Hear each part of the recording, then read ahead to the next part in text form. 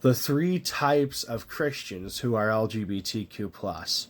Well, let me explain. So, as somebody who is a Christian who happens to also be LGBTQ plus, I can assure you that there are three main types of LGBTQ plus Christians. I happen to straddle the line between two of them, but I tend to lean more towards one way. And in the LGBTQ plus followers of Christ, or followers of Christ who also are LGBTQ plus, whatever you want to say, there is number one, the very high church LGBTQ plus type people.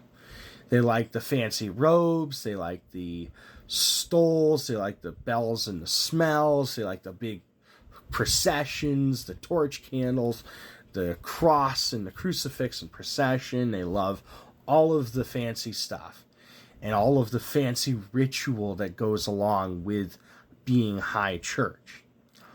Then there's the very progressive yet very evangelical type person who is recovering from being in spaces that were evangelical, and obviously we're not LGBTQ plus friendly, but they're trying to make space for that evangelical side of like raising their hands, of having a praise band in worship.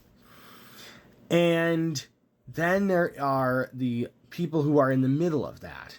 And I happen to be in the middle of that because I, as a younger person, experienced both high church spaces with my grandmother being a Rite One Book of Common Prayer Episcopalian, and me going to me living in New York State, which is obviously pretty formal, and then also going to church youth group events where there was praise band music. So I am comfortable in both spaces, and that's why I personally identify as being somebody who's like more towards high church Christianity, but is comfortable with the idea of praise bands and raising the hands, and obviously that has its place. But again, I tend to lean more towards the high church end of things.